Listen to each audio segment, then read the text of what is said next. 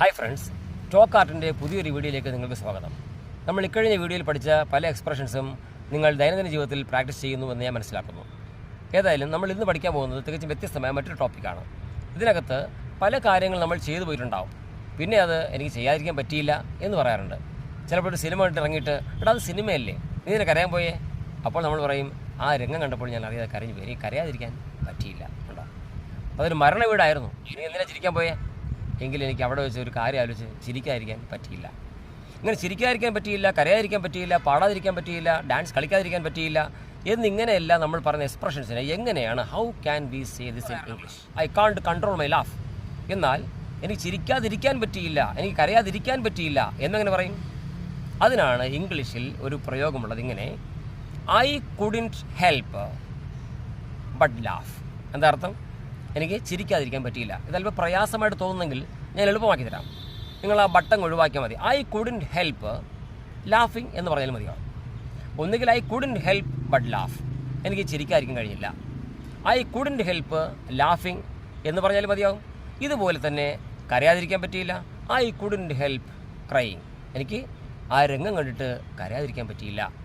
I couldn't help singing, അവിടെ പാടാൻ പാടില്ലായിരുന്നു, പക്ഷേ എനിക്കെന്തോ അപ്പോഴാ പാട്ട് മനസ്സിൽ തോന്നി, ഞാനങ്ങ് പാടിപ്പോയി, എനിക്ക് പാടാതിരിക്കാൻ പറ്റിയില്ല. അപ്പോൾ കഴിഞ്ഞ കാര്യങ്ങളിൽ ഐ കുഡിൻറ്റ് ഹെൽപ്പ് സിംഗിങ്, എനിക്ക് പാടാതിരിക്കാൻ പറ്റിയില്ല. ഐ കുഡിൻറ്റ് ഹെൽപ്പ് ലാഫിങ്, എനിക്ക് ചിരിക്കാതിരിക്കാൻ പറ്റിയില്ല. ഐ കുഡിൻറ്റ് ഹെൽപ്പ് ക്രൈയിങ്, എനിക്ക് കരയാതിരിക്കാൻ പറ്റിയില്ല എന്നിങ്ങനെയെല്ലാം നമുക്ക് പറയാൻ കഴിയും. എന്നാൽ പ്രസൻറ്റിലാണെങ്കിലും ഇപ്പോൾ നടക്കുന്ന കാര്യമാണെങ്കിലോ എനിക്ക് ചിരിക്കാതിരിക്കാൻ പറ്റുന്നില്ല കേട്ടോ എന്നെങ്ങനെ പറയും? ചിരിക്കാതിരിക്കാൻ പറ്റിയില്ല എന്നല്ല, ഇപ്പോൾ എനിക്ക് ചിരിക്കാതിരിക്കാൻ പറ്റുന്നില്ല കേട്ടോ, എനിക്കിത് കണ്ടിട്ട് കരയാതിരിക്കാൻ പറ്റുന്നില്ല കേട്ടോ എന്നെങ്ങനെ പറയാം? I can't help. എങ്ങനെയാ? ഐ കുഡിൻറ്റ് പറഞ്ഞപ്പോൾ അത് കഴിഞ്ഞ കാര്യമായി. ഞാനിവിടെ ഗ്രാമറിൻ്റെ നൂലാമാലകളൊന്നും പ്രയോഗിക്കുന്നില്ല. നമ്മൾ മലയാള ഭാഷ അങ്ങനെ തന്നെയല്ലേ, ചെറുപ്പത്തിൽ നമ്മൾ ഗ്രാമർ നോക്കിയല്ല പഠിച്ചത്. നമ്മളെന്ത് ചെയ്തത്? കേട്ട് അങ്ങനെ പഠിച്ച് ശീലിച്ചു, നമ്മളിങ്ങനെ നിന്ന് തുടങ്ങിക്കൊണ്ടിരിക്കുന്നു. അതുപോലെ ഐ കുഡിൻറ്റ് ഹെൽപ്പ് ലാഫിങ്, എനിക്ക് ചിരിക്കാതിരിക്കാൻ പറ്റിയില്ല എങ്കിൽ ഐ കാൺട്ട് ഹെൽപ്പ് ലാഫിങ്ങിൻ്റെ അർത്ഥം എന്താ? എനിക്കിപ്പോൾ ചിരിക്കാതിരിക്കാൻ പറ്റുന്നില്ല.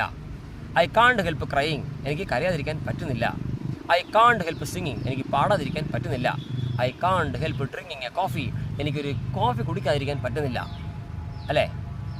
Let's go to the near by cafe, നമുക്ക് അടുത്തെങ്കിലും കഫേയിൽ പോയാലോ കോഫി കുടിച്ചാലോ എന്ന് നമുക്ക് ചോദിക്കാം. ഇങ്ങനെ ചിരിക്കാതിരിക്കാൻ പറ്റിയില്ല, കരയാതിരിക്കാൻ പറ്റിയില്ല, അല്ലെങ്കിൽ ചിരിക്കാതിരിക്കാൻ പറ്റുന്നില്ല, കരയാതിരിക്കാൻ പറ്റുന്നില്ല എന്ന രണ്ട് പ്രയോഗങ്ങൾ നമ്മൾ പഠിച്ചു. ഈ പ്രയോഗങ്ങൾ നമ്മൾ ഉപയോഗിക്കുന്നത് കഴിഞ്ഞ കാര്യമാണെങ്കിൽ I couldn't help driving that car, ആ കാർ എനിക്ക് കണ്ടപ്പോൾ ഓടിക്കാതിരിക്കാൻ പറ്റിയില്ല, അങ്ങനെ ഞാനോട് ചോദിച്ചത് ഓടിച്ചത്.